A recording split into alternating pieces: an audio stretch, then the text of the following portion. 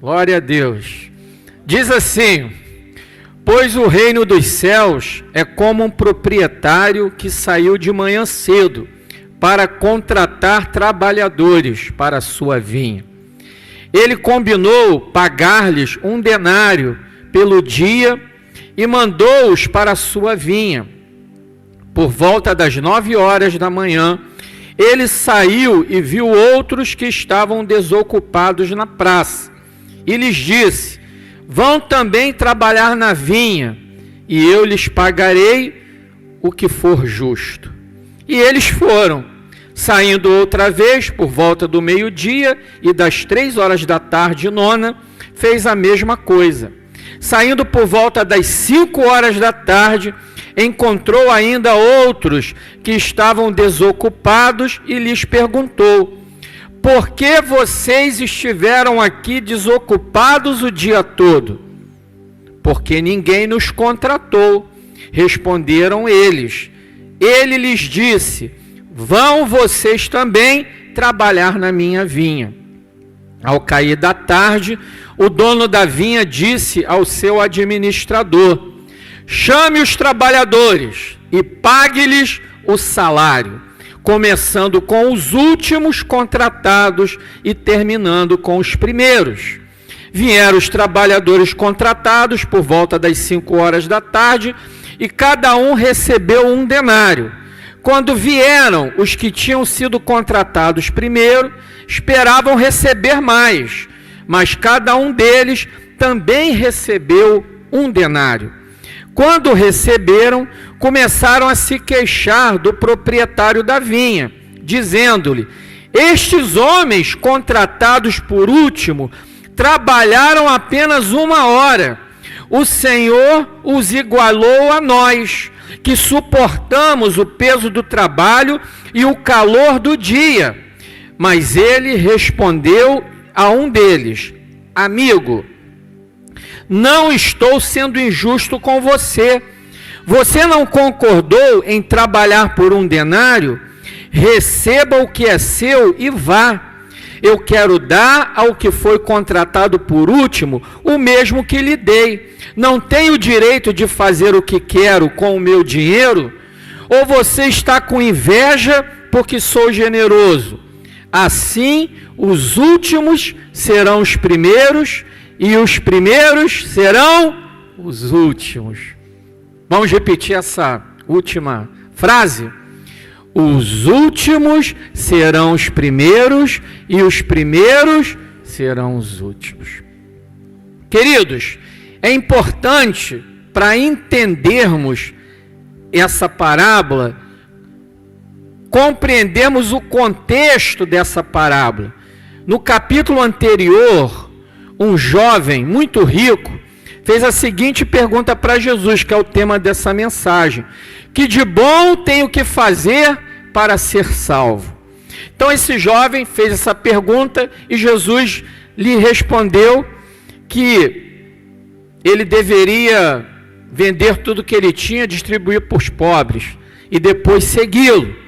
Em outras palavras, Jesus respondeu para aquele jovem muito rico que ele deveria colocar Deus em primeiro lugar, ou viver uma vida segundo o propósito de Deus. Isso se tratava muito mais do que dinheiro, muito mais do que simplesmente bens materiais, mas de você assumir com Deus um propósito de vida, assumir com Deus realmente um viver diário segundo a vontade dele. Então, após Jesus falar isso para aquele jovem, Pedro então ficou muito contente.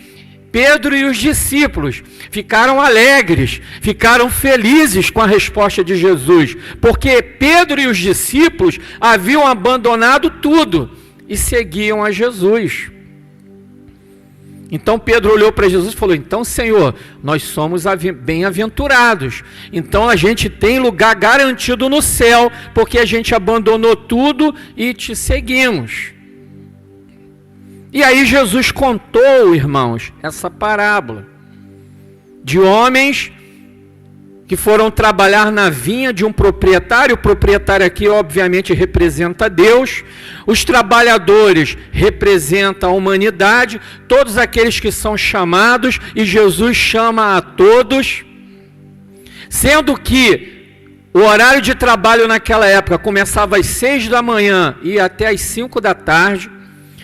5 e pouca da manhã, o dono da propriedade saiu à procura de trabalhadores e encontrou um grupo. 6 da manhã aquele grupo foi contratado.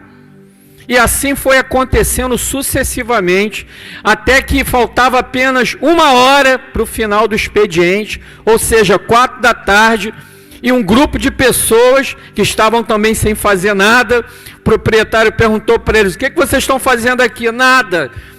Mas por que vocês não estão fazendo nada? Porque ninguém contratou a gente, então vocês estão contratados. Foram contratados, trabalharam apenas 1 hora.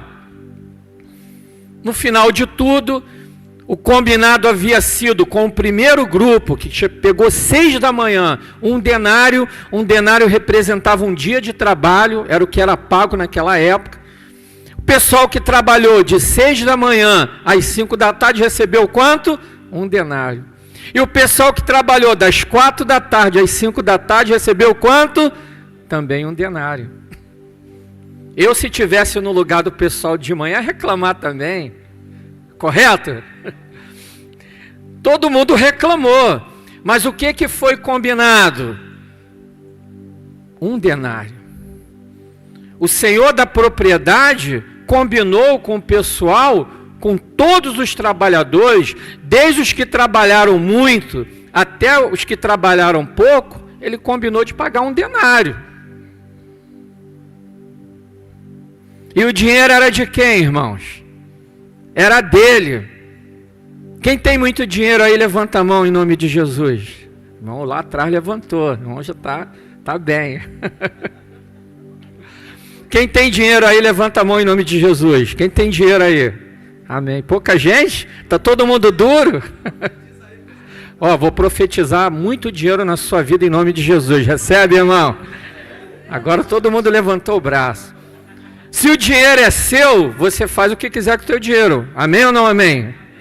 O dinheiro é seu, irmão. Correto? Você trabalhou, teu patrão te pagou, teu patrão vai ficar em cima de você para saber o que você vai fazer com o seu dinheiro? Não. Dinheiro é seu. Amém, irmãos? O céu pertence a quem, irmãos? Pertence a quem o céu? Oi? A Deus. O céu pertence a Deus. Se o céu pertence a Deus, a chave do céu está com São Pedro? Não. A chave do céu está com ele, está com Deus, irmão.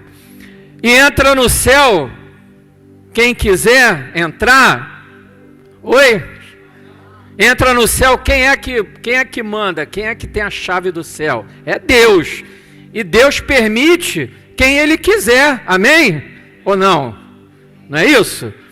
Então, queridos, primeira coisa que a gente precisa entender aqui nessa parábola é que o céu pertence a Deus.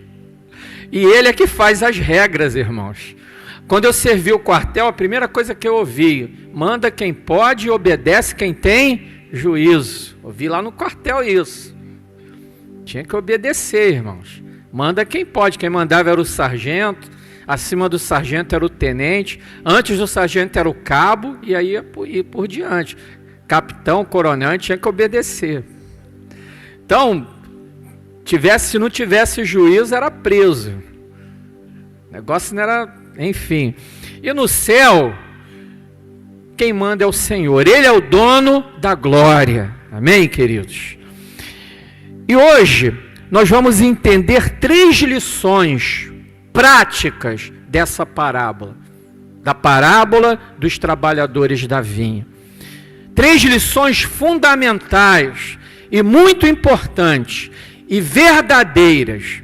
E muitas vezes a verdade ela pode doer um pouco. Mas a verdade, ela liberta, amém? Conhecereis a verdade e a verdade vos libertará. Então nós vamos aprender 3 lições, 3 verdades sobre essa parábola. Primeira verdade.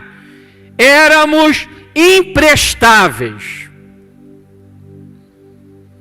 Antes de Jesus morrer na cruz do Calvário, vir a este mundo, irmãos, éramos imprestáveis, assim como aqueles trabalhadores que estavam sem trabalho, sem dinheiro, sem sustento para levar para casa para os filhos, sem o pão para dar para a família. Porque sem dinheiro a gente não compra nada. É ou não é? Infelizmente, o mundo é movido pelo dinheiro. E aí fora você só tem valor se você tiver dinheiro. Eu não acredito no racismo estrutural no Brasil. Eu até acredito no racismo estrutural nos Estados Unidos. Mas aqui no Brasil, na minha humilde opinião, eu não vejo um racismo estrutural. Porque você pode ser negro, você pode ser branco, você pode ser amarelo, você pode ser azul, você pode ser verde. Se você tiver dinheiro, nesse país você tem valor. Agora tu pode ser branco, amarelo, azul, verde, o que for. Se você é duro, você não tem valor. Uma vez fui fazer uma entrevista de emprego no banco, antigo Unibanco, hoje é Itaú. E a gerente administrativa, ela sabia que eu morava aqui na Rocinha. Então, fiz o teste lá, fiz uma prova psicotécnica, conversei com a psicóloga, fui aprovado lá, beleza. Só faltava o aval do gerente geral. Já tinha passado em tudo. Era só conversar com o gerente geral e pronto, contratado. Aí quando eu ia conversar com o gerente geral, fui na agência, a agência era ali em Botafogo, na São Clemente. A gerente administrativa sabia que eu morava aqui, me chamou no canto e falou: Geraldo, não diz que você mora na Rocinha. Não diz. Aí eu olhei assim para ela, irmãos, sentei na mesa do gerente geral. A primeira coisa que o gerente geral me perguntou: onde você mora? Foi a primeira coisa. E eu tive que mentir, irmãos, ou omitir. Falei que morava em São Conrado, com essa cara de pobre. Eu não sei como ele acreditou. Falei, São Conrado. Está contratado. Não perguntou mais nada. Trabalhei 11 anos lá. Depois que eu estava trabalhando, eu falei, moro lá você. Aí já estava lá contratado mesmo. Mas nós éramos imprestáveis no sentido não material, mas no sentido espiritual. Se Jesus não tivesse nos chamado, estaríamos como sujeitos desgraçados, miseráveis. Me desculpem as palavras pesadas, mas uma pessoa desgraçada é uma pessoa sem a graça de Deus. Quem não tem a graça de Deus está sem a graça, está em desgraça. Éramos miseráveis, éramos imprestáveis. Porque de que adianta a gente ganhar o mundo todo e perder a nossa alma? Tem pessoas lá no cemitério. A gente, quando vai lá no cemitério São João Batista, é interessante. Que geralmente a gente vai em enterro de pobre, né? Assim, de pessoas humildes como nós. Então, geralmente lá, as pessoas humildes, hoje em dia, é muito naquelas gavetas, né? Até estenderam mais a construção de gavetas lá no São João Batista. Mas, nesse caminho, a gente vai passando por aqueles mausoléus, assim, imensos. Tem mausoléu lá que é maior que 50% das casas aqui da Rocinha, irmãos. Dá para morar lá dentro. Silêncio total. E não tem funk, não tem tiro, não tem nada. É, muito bom. E aí você fica olhando, quer dizer, é o rico que está enterrado ali, correto, irmãos? Mas de que adianta você ser enterrado no mausoléu daquele, todo luxuoso, todo no granito, e se você vai para o inferno? De que adianta você passar a vida toda curtindo? Tem muita gente agora que o ano só começa agora no Brasil, né? Na Bahia ainda não começou, mas no resto do Brasil está começando. O pessoal pulou carnaval, se fantasiou, bebeu, sei lá. Uma alegria, esse tipo de alegria que o mundo dá, que o dinheiro pode comprar. Tem gente que não gosta do carnaval, viajou, caso do pastor Robson, o pessoal que tem dinheiro, são mais abastados, né? O pessoal viaja, muita gente, eu também nunca gostei de carnaval, enfim, no carnaval também, se eu pudesse viajar, também iria. Mas, cara, você pode viajar o mundo todo, depois que morre, irmãos, é o que realmente importa. Então, para esse mundo, você pode ser uma pessoa especial. Para esse mundo, você pode ser uma pessoa endinheirada. Para esse mundo, você pode ser famoso. Não sei quantos milhões de inscritos no TikTok te seguindo, no YouTube, no Facebook, no Instagram. Você é o cara. Mas uma coisa é certa, todos nós vamos morrer.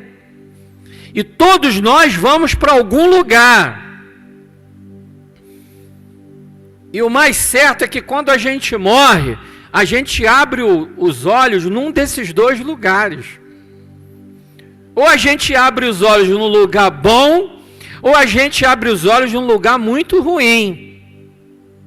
E os que abrem os olhos num lugar muito ruim são miseráveis, são imprestáveis. E todos nós éramos assim. E essa parábola, Jesus está falando sobre isso. Porque o dono da vinha, o dono daquele campo, representa o Senhor. E os trabalhadores representam cada um de nós. Quem foi procurar o dono da vinha? Foi ele que foi procurado pelos trabalhadores? Ou foi o dono da vinha que procurou os trabalhadores? O que a parábola fala? Que quem procurou os trabalhadores foi o dono da vinha. Ele chamou. Deus está te chamando nessa noite. E Ele vem fazendo esse chamado há mais de 2000 anos. O tempo ainda é esse. Nós estamos no tempo ainda, num tempo no qual Deus ainda está chamando. Ele chamou primeiro os judeus. Os judeus nessa parábola representam os primeiros trabalhadores, para muitos interpretadores desse texto.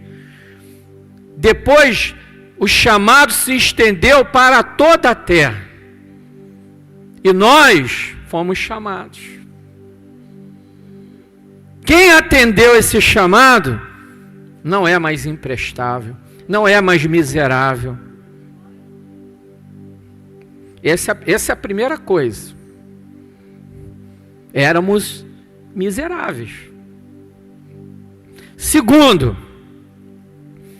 no dia da nossa recompensa, e recompensa aqui é o céu, é o reino de Deus, nós teremos muita surpresa, irmãos. Talvez naquele dia a gente, mas o pastor fulano de tal, que tinha 50 milhões de seguidores na internet, ele não está aqui. E o Zé Droguinha, que eu via se drogando ali na boca, ele está. Como pode isso? O pastor Bambambam não está no céu, e o Zé Droguinha está no céu. Porque o pastor Bambambam nunca se converteu, e o Zé Droguinha, no último momento, quando estava tendo a overdose, ele se converteu, irmãos. Vai entender essas coisas. No último momento, ele entregou a vida dele a Jesus. Eu não quero ter surpresa lá no céu. Em nome de Jesus, eu vou encontrar todos vocês comigo lá. Inclusive, eu vou estar lá. Amém. Mas em nome de Jesus, eu vou encontrar todos vocês lá. Amém. Mas essa parábola, ela nos aponta isso porque os trabalhadores que trabalharam todo o horário, desde 6 da manhã, eles ficaram surpresos. Porque a recompensa foi a mesma, dada para aqueles que só trabalharam 1 hora. Então, muitas vezes a gente pensa que o céu é por merecimento, e não é por merecimento. Às vezes a gente pensa que porque uma pessoa faz coisas muito boas, ou porque uma pessoa faz coisas que nos surpreendem. Às vezes a gente pensa que é pelo talento, porque fulano prega muito bem, porque Beltrano toca muito bem, porque Cicrano é um excelente evangelista. Aí a gente já associa o talento ao céu. E às vezes aquele irmãozinho, aquela irmãzinha que sempre chega 15, 10, 20 minutos antes do culto, senta lá no último banco, abaixa a cabeça, aí fica ali orando. A irmãzinha às vezes nem fala na igreja, mas chega ali com a bíbliazinha dela, lá no canto, mulher de oração, faz jejum em casa, ora pelo pastor, ora pela igreja. Você não vê a irmãzinha murmurando, você não vê a irmãzinha querendo problema, mas você vê a irmãzinha lá no canto. Aí às vezes quando você vê a irmãzinha fazendo uma coisa na igreja, é pegando uma vassourinha, às vezes está sujo lá fora, você vê aquela irmãzinha com a vassoura, varrendo a comida do gato que o pessoal bota ali, varrendo o cocô do gato que a gente tem um pessoal que mora aqui, né? Como é que é? Temos uns inquilinos que não pagam aluguel, que são uns 4 ou 5 gatos, e aí eles ganham comida, água de graça. Eu queria ser esses gatos, irmãos. Uns 3 ou 4 moradores que eles... só ração pedigree. 7 horas da manhã você chega aí, tem ração ali, gente botando ração para os gatos. Aí da meio-dia chega o segundo expediente lá de comida. Uma vez a gente saiu daqui, acho que teve um dia que a gente saiu daqui, quinta-feira, né? Era que hora? Umas 10 horas.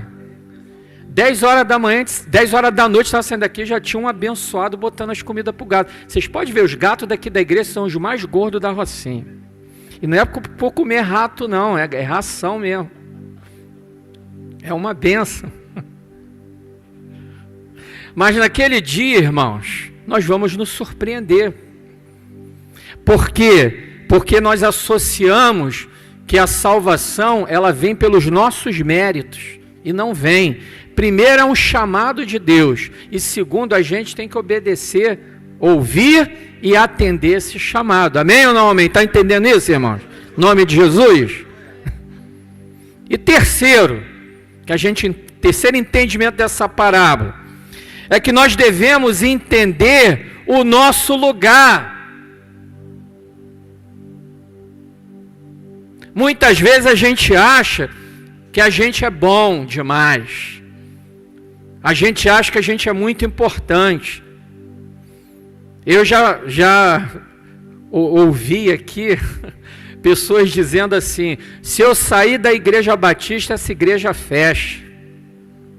Aqui da nossa igreja. Se eu sair dessa igreja, essa igreja fecha. Meu Deus, essa pessoa é muito importante, hein? Misericórdia, olha. Cheio, nossa. Então, irmãos, a gente não é nada, irmãos. Se Deus me tirar daqui, Ele vai colocar um pastor melhor do que eu, mais bonito. Vai ser difícil, mas vai encontrar. Um pregador melhor, que vai cuidar melhor da igreja. Vai, irmãos. Quem sou eu na fila do pão? E tem gente que se acha a última bolacha do pacote, a Coca-Cola perdida no deserto. Mas a gente não é nada, irmãos. A gente tem que se colocar no nosso lugar. Se Paulo, que era Paulo, falou: miserável homem que eu sou, quem somos nós para engraxar o sapato de Paulo, para amarrar as sandálias dele, irmãos? Imagine o galardão de Paulo lá na glória. Meu Deus! E nós? Nada. Então a gente tem que entender qual é o nosso lugar. Aqueles trabalhadores que trabalharam mais não entenderam, ficaram com raivinha, ficaram de biquinho, porque a gente trabalhou muito, o outro trabalhou quase nada e está recebendo igual a gente.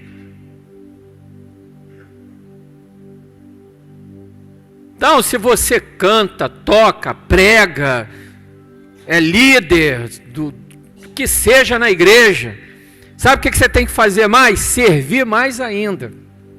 Nós estamos aqui para servir. Eu vou falar de uma pessoa que para mim foi a maior que já existiu. Sabe quem é essa pessoa? Já pisou nessa terra aqui? Jesus. É ou não é? Sim ou não, irmãos? O Lula é maior que Jesus? Bolsonaro? Santos Dumont? Mahatma Gandhi? Martin Luther King? Billy Graham? Vê que eu comecei dos piores para os melhores. Estou só subindo. Ninguém é melhor do que Jesus. Amém ou não amém, irmão? Aí eu pergunto para você uma pergunta fácil. Quem foi a pessoa que mais serviu nesse mundo? Jesus. Malsemir mandou logo. Ele foi o maior e ele foi o que mais serviu. E Paulo, lá em 1 Coríntios 11:1, Paulo ele fala: sede meus imitadores como eu sou de Cristo. Então a gente tem que se colocar no nosso lugar, entender o nosso lugar. O nosso lugar é servir. Amém, irmãos? A gente não está aqui para aparecer, a gente não está aqui para receber tapinha nas costas, a gente não está aqui por dinheiro, a gente não está aqui por fama, a gente está aqui para servir na obra do Senhor. Amém? Então, às vezes a gente faz biquinho, às vezes a gente, não vou fazer... não vou acontecer porque não estou sendo valorizado, porque não estou sendo recebendo o que eu mereço. Irmãos, nós não merecemos nada, irmãos.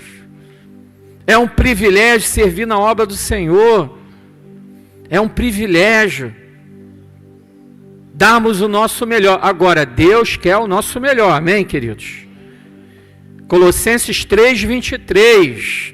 E tudo o que fizerdes, fazei-o de coração, como a Deus, e não para homens. Se é varrer o chão da igreja, faça de coração. O último Bione, que agora eu não vou mais chamar culto jovem, agora vai ser Bione.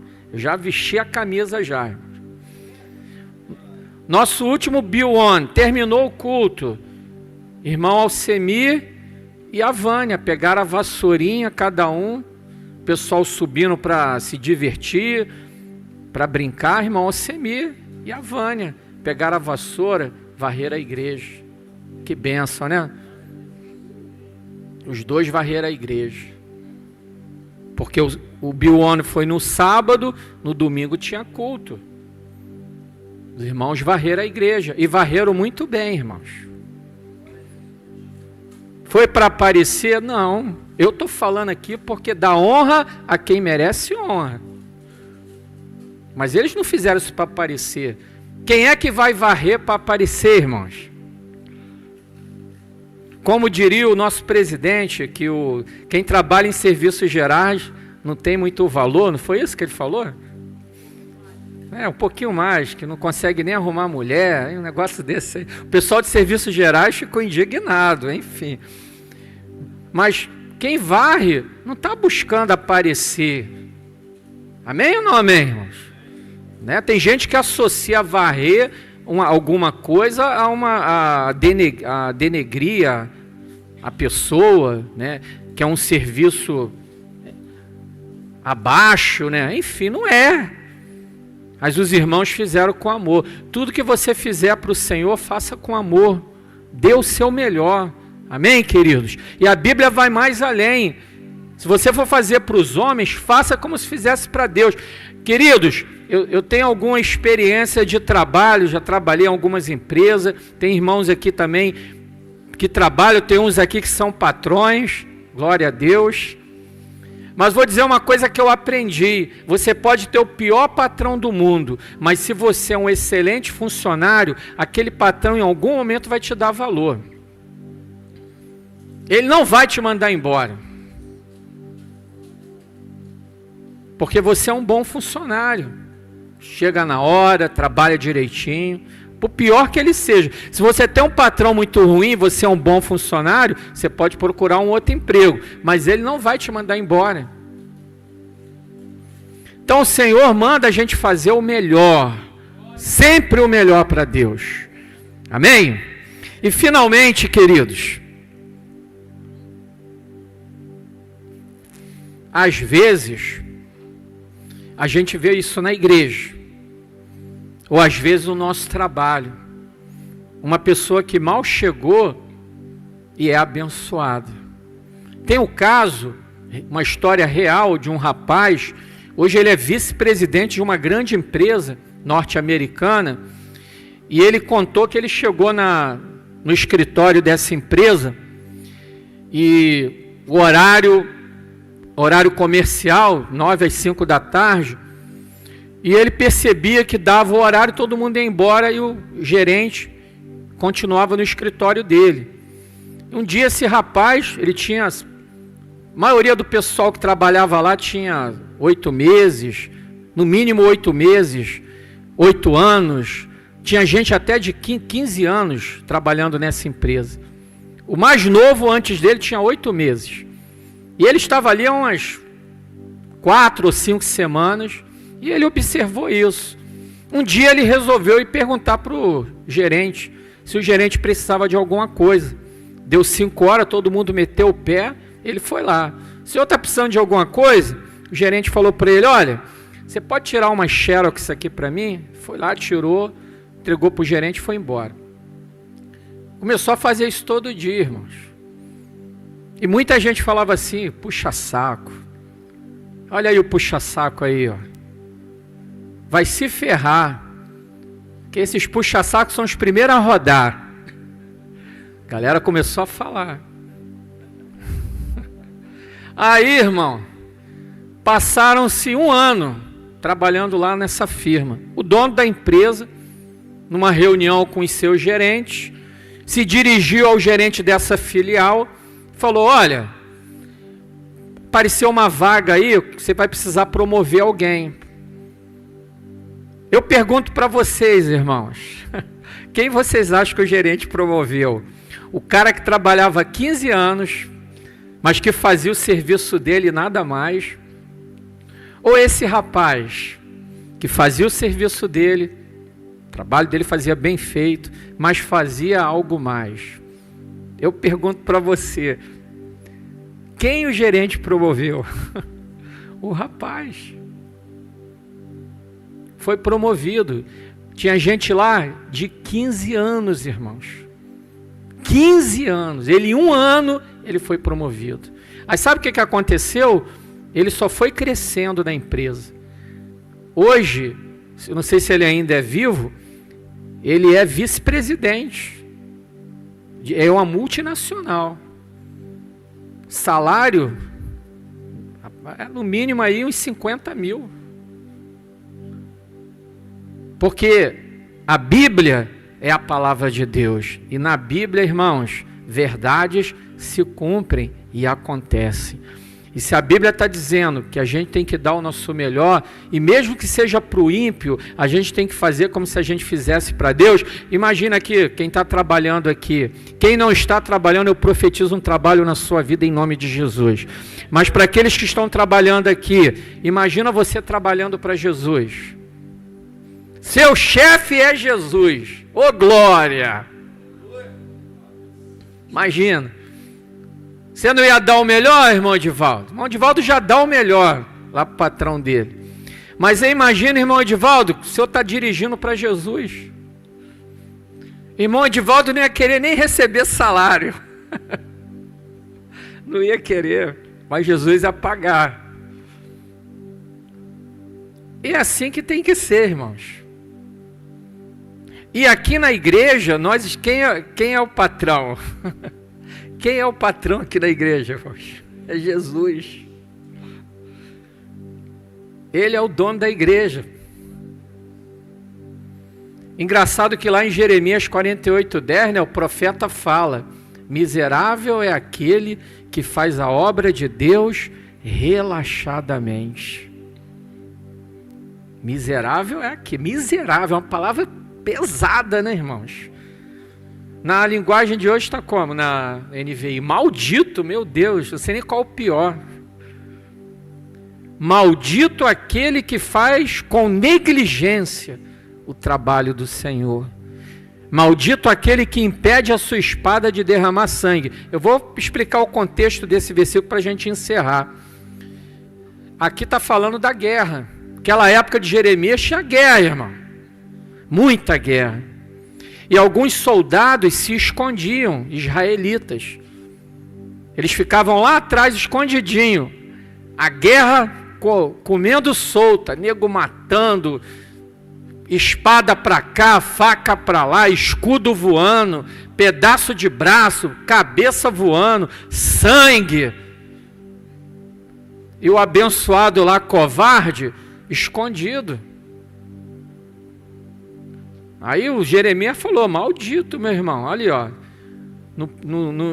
aquele que não tira a sua espada, que não está disposto a derramar sangue numa guerra pelo Senhor.